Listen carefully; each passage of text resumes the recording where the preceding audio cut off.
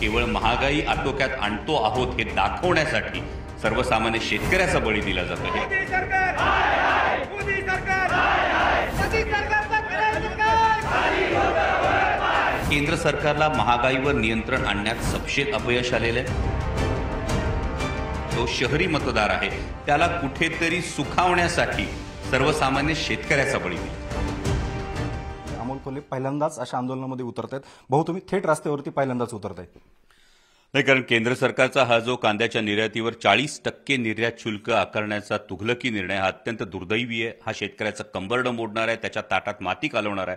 कारण गेली सलग 3 ते 4 वर्ष कांद्याला बाजारभाव नाहीत, कांदा उत्पादक शेतकऱ्याचा आक्रोश मोठ्या प्रमाणावर आहे आणि अशा परिस्थितीमध्ये आता कुठेतरी 4 पैसे मिळण्याची आशा निर्माण झालेली असताना केंद्र सरकारनं हा अत्यंत आततायी निर्णय घेतलेला आहे। जेव्हा बाजारभावात किंवा बाजारपेठेत कांद्याचे भाव कडाडलेले नव्हते किंवा सर्वसामान्य ग्राहकाचा याच्याविषयी कोणताही आक्रोश नव्हता, परंतु असं असताना सुद्धा केवळ महागाई आटोक्यात आणतो आहोत हे दाखवण्यासाठी सर्वसामान्य शेतकऱ्याचा बळी दिला जातो। हे अत्यंत दुर्दैवी आहे आणि याचा विरोध करण्यासाठी केंद्र सरकारला याविषयी जागं करण्यासाठी आपण हे आंदोलन करतो आणि महाविकास आघाडीचे सर्व घटक या आंदोलनात सहभागी होत आहेत। सर्वसामान्य कांदा उत्पादक शेतकऱ्याचं हे आंदोलन आहे। शेतकऱ्यांच्या स्वाभिमानासाठी, त्याच्या न्याय्य हक्कांसाठी आपण हे आंदोलन करतो। खरं तर काल तुम्ही केंद्रीय अर्थमंत्री निर्मला सीतारामन यांच्याशी पत्रव्यवहार केला किंवा त्यांच्याशी बोलला आहात।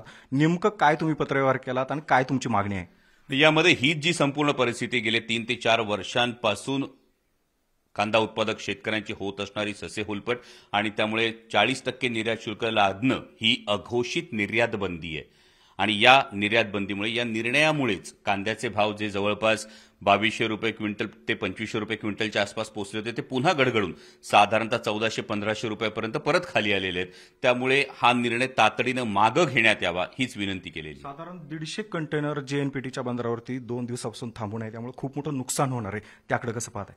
नाही, नक्कीच यामुळे फार मोठं नुकसान होणार आहे। हे 150 कंटेनरचं जे नुकसान आहे या पलीकडे जाऊन मुळात सवाल हा आहे की जेव्हा या पद्धतीचं 40% निर्यात शुल्क लादलं जातं तेव्हा कुणीही हे एक्सपोर्ट करण्यासाठी पुढे येणार नाही। जागतिक खरेदीदारांना सुद्धा हा कांदा जास्त महाग मिळेल आणि अशावेळी केंद्र सरकारला भारतातल्या शेतकऱ्यांचं नुकसान करून पाकिस्तान असेल, श्रीलंका असेल, बांगलादेश असेल, इथल्या शेतकऱ्यांचं भलं करायचंय का?